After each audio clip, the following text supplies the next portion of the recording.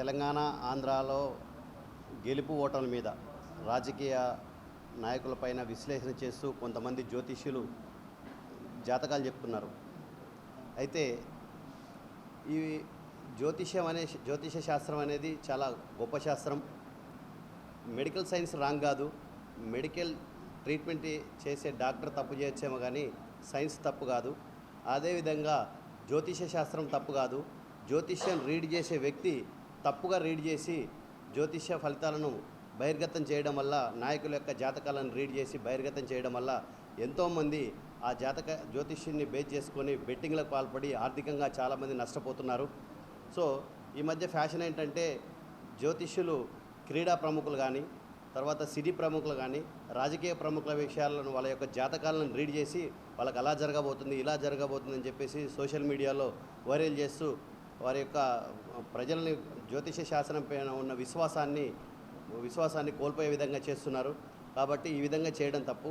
ఏ జ్యోతిష్యుడైనా సరే తను ఒక వ్యక్తి జాతకాన్ని, అంటే తనకు తెలియకుండా ఆ వ్యక్తి యొక్క జాతకాన్ని రీడ్ చేసే హక్కు ఏ జ్యోతిష్యుడికి లేదు. ఒకవేళ రీడ్ చేసడానికి కూడా కొన్ని జ్యోతిష శాస్త్రంలో కొన్ని ప్రమాణాలు ఉన్నాయి. ఆ ప్రమాణాలను తూచా తప్పకుండా పాటించాలి. ఆ రీడ్ చేసిన జాతకాన్ని బహిర్గతం చేసే హక్కు ఏ జ్యోతిష్యుడికి కూడా లేదు. ఆ విషయాన్ని నేను మీడియా ద్వారా తెలియజేయాలనుకుంటున్నాను. సో ఇలాంటి జ్యోతిష్యుల వల్ల చాలా ప్రమాదం ఉంది. మన దేశానికి, సమాజానికి చాలా ప్రమాదం ఉంది. కాబట్టి అటువంటి జ్యోతిష్యుల యొక్క జాతక ఫలితాలను నమ్మి ఎవరైతే బెట్టింగ్లకు పాల్పడుతున్నారో వారందరూ అటువంటి బెట్టింగ్లో పాల్గొనొద్దని చెప్పడానికి నేను చెప్తున్నాను. అయితే కొన్ని ఉదాహరణలు చెప్పాల్సి వస్తుంది. మొన్న ఈ మధ్యకాలంలో తెలంగాణలో జరిగినటువంటి ఎలక్షన్లో కేసీఆర్ ముఖ్యమంత్రి అవుతారు, కేటీఆర్ ముఖ్యమంత్రి అవుతారని చెప్పేసి కొన్ని జ్యోతిష నిపుణులు వాళ్ళు బహిర్గతం చేశారు.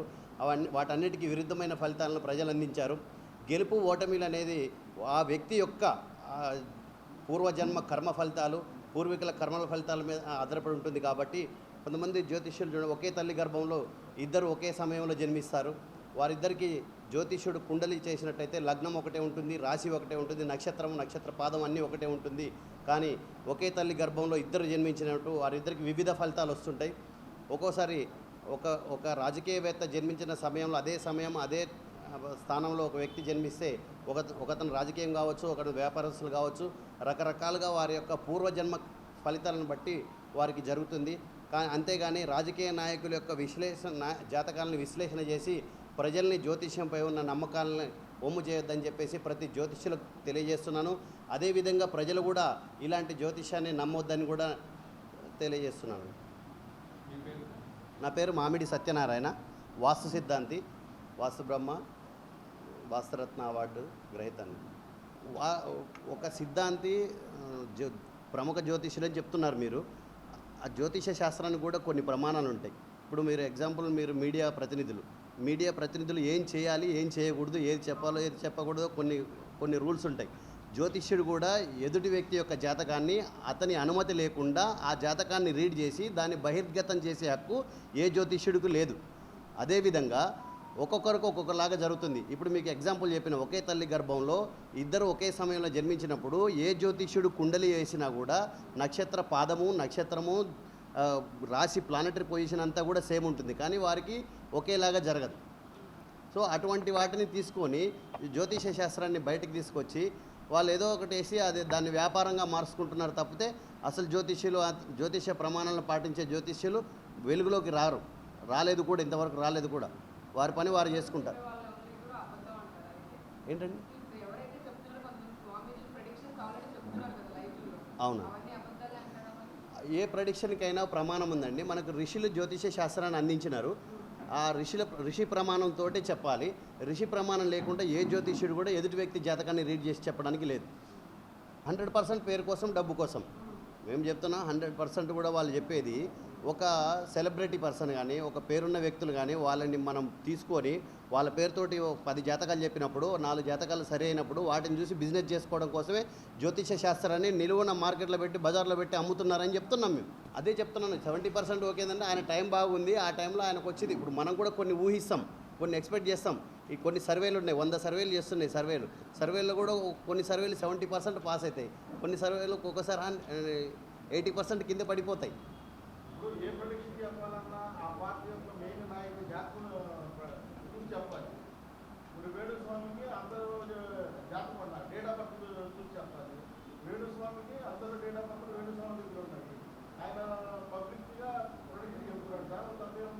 చెప్పకూడదు. జ్యోతిష శాస్త్రం అంటేనే ఏ వ్యక్తి ఈ రోజు నుంచి మీరు చెప్పకూడదని అంటారు. ఇప్పుడు పబ్లిక్ అని చెప్తున్నారు, సోషల్ మీడియా వచ్చి దగ్గరికి అంత పబ్లిక్ అని చెప్తున్నారు. చెప్పకూడదనే విషయాన్ని నేను మీకు ఇప్పుడు చెప్తున్నాను. ఎందుకంటే జ్యోతిష చెప్పకూడదని గ్రంథంలో ఉందా? 100% ఉంది. మనకు ఋషి అందించినప్పుడు మీ జాతకాన్ని నేను రీడ్ చేసి ఇంకొకరికి చెప్పడానికి రైట్స్ లేవు. మీ జాతకాన్ని మీకే రీడ్ చేయాలి. ఒకవేళ మీరు అందుబాటులో లేకున్నట్లయితే మీకు నమ్మకదగిన వ్యక్తితోటి మీకు పంపించాలి. అప్పుడు దూత అని అంటారు. మీరు అప్పుడు దూతగా పనిచేస్తారు ఆ వ్యక్తికి. దూతం ద్వారా సమాచారం తీసుకొని పోయి ఆ యొక్క జాతకాన్ని తీసుకొని మళ్ళీ ఆ వ్యక్తికి మీరు సమర్పించాలి. ఆ వ్యక్తి పర్మిషన్ లేకుండా మీరు పబ్లిక్ చేయడం అనేది అది జ్యోతిష శాస్త్రం విరుద్ధం, అది అశాస్త్రీయం.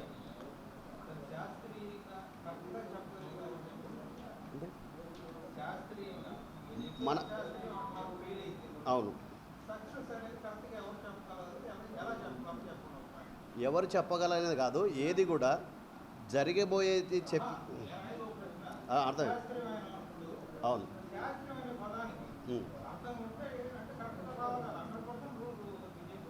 అవును, మంచి క్వశ్చన్ అడిగారు మీరు. జ్యోతిష శాస్త్రం అంటే జరగబోయేది చెప్పేది జ్యోతిష శాస్త్రం కాదు. జ్యోతిష శాస్త్రం అంటే జరిగింది చెప్పితే జరగబోయేదానికి ఇండికేట్ చేస్తుంది. గ్రహాలు కర్మను ఇండికేట్ చేస్తాయి. మీ జాతకంలో ఇప్పటి వరకు మీ వయసులో 45 సంవత్సరాల వయసు ఉంటే మీ 45 సంవత్సరాల వయసులో మీకు కానీ మీ కుటుంబ సభ్యులు కానీ మీ వంశవృక్షంలో ఏమేమైతే జరిగినాయో అవన్నీ రీడ్ చేసినప్పుడు, అవన్నీ నిజమైనప్పుడు జరగబోయేది కూడా రీడ్ చేస్తారు.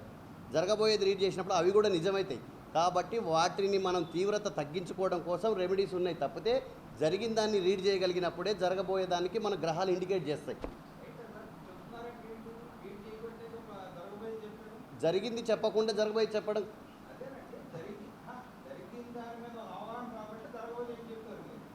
ఒక వ్యక్తి జాతకం రీడ్ చేయడానికి ఎవరికి రైట్స్ లేవు. ఎవరు? అవును, చెప్తాం, మీకు చెప్తాం. అవును, మీకు చెప్తాం. అవును, అవును. అదే నేను చెప్పేది కూడా అదే. అలా చెప్పకూడదు అనే విషయాన్ని నేను మీకు చెప్తున్నాను ఇప్పుడు మీడియా ద్వారా. అర్థమైంది. రేపు మీరు ఎక్కడికి వెళ్ళాలో మీ చేతిలో ఉంది.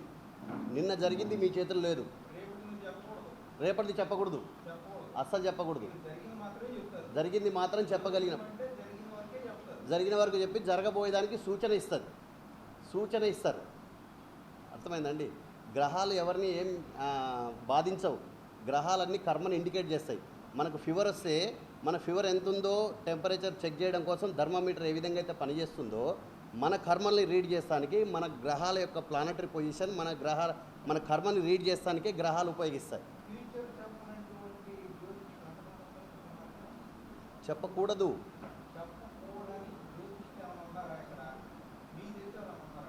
ఉన్నారు, భూమి మీద జ్యోతిష్యులు చాలామంది ఉన్నారు. చెప్పకూడదు, చెప్పొద్దు. చెప్పేది మనం మార్చుకుంటాం. చెప్పడానికి గ్రహాలు ఇండికేట్ చేస్తాయి కర్మని. మీకు ఇప్పుడు అంటే మీరు అడగడం కరెక్టే అండి.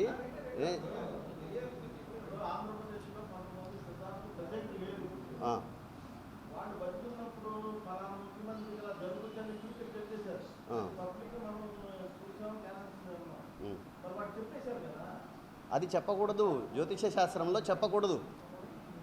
అయితే యాక్చువల్గా ఏంటంటే ఈ జ్యోతిష తెలిసి కూడా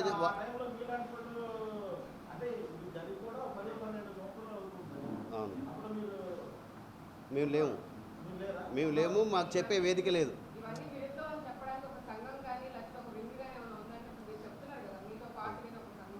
అది లేకనే శాస్త్రం మీద ప్రజలకు విశ్వాసం పోతుంది. ఎవరెవరు కొద్ది గొప్ప జ్యోతిష్యాన్ని నేర్చుకొని బేసిక్ నాలెడ్జ్ తోటి బుక్ నాలెడ్జ్ తోటి నేర్చుకొని బయటకు వచ్చి శాస్త్రాన్ని వ్యాపారంగా చేసి స్వలాభం కోసం, అంటే మీరు చెప్పిన స్వామీజీలు అయితేంది, జ్యోతిష్యులు అయితేంది, వాళ్ళు ఎంతోమందికి జాతకం చేసి చెప్పుంటారు, ఎంతోమందికి యజ్ఞాలు చేసి ఉంటారు. ఒక 1000 మంది దాకా చేసినట్టు ఒక్కరు సక్సెస్ అయితే ఆ ఒక్కరు ఫోటో పెట్టుకొని వ్యాపారం చేసుకోవడం కోసమే ఇటువంటి చర్యలకు పాల్పడుతున్నారని చెప్పేసి తెలియజేస్తున్నాం మేము.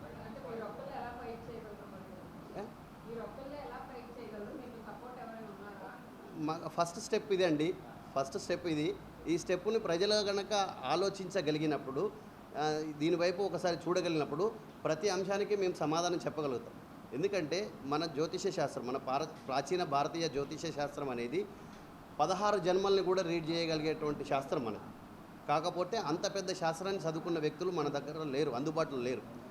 కొంచెం కొంచెం అంటే పార్ట్ టైంగా శాస్త్రాన్ని నేర్చుకొని దాన్ని ఫుల్ టైం బిజినెస్గా మార్చుకొని సోషల్ మీడియా ద్వారా వేదిక చేసుకొని పబ్లిక్లో అట్రాక్ట్ అయ్యి దాన్ని వ్యాపారంగా చేసి స్వలాభం కోసం శాస్త్రాన్ని బదనాం చేస్తున్నారు. ఆ విధంగా బదనాం చేయకూడదనే ఉద్దేశంతో మనం ఈరోజు ఇక్కడ విలేకరులకు సమావేశం. సార్, నేను ఇప్పుడు 8 ఇయర్స్ నుంచి జ్యోతిష శాస్త్రం, వాస్తు శాస్త్రం నేను చేస్తున్నానండి. 8 సంవత్సరాలు. ఎంతోమంది రీడ్ చేసిన తర్వాత శాస్త్రం ఎందుకు బదనం అవుతుందని చెప్పేసి దానిలో ఉన్న ఆవేదన కోసం ఇటువంటి నిర్ణయం తీసుకోవాల్సి వచ్చింది.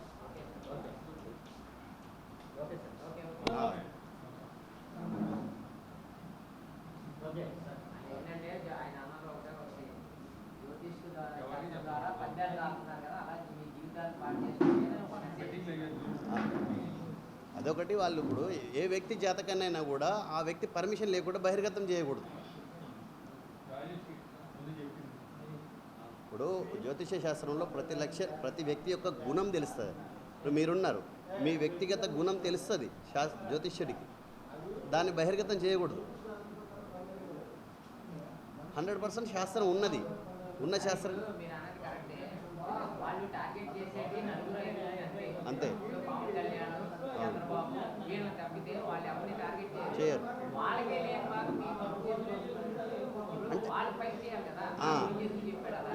ఎందుకు వస్తుందంటే శాస్త్రాన్ని బదనం చేస్తున్నారు. ఇక్కడ ఏంటంటే సనాతన ధర్మం చాలా గొప్ప ధర్మం. అటువంటి ధర్మాన్ని ఇటువంటి వాళ్ళ ద్వారా ధర్మం పైన విశ్వాసం కోల్పోతుంది. అటువంటిది మాకు ఆవేదన ఉంటుంది. ఎందుకు ఆవేదన ఉంటుందంటే మేము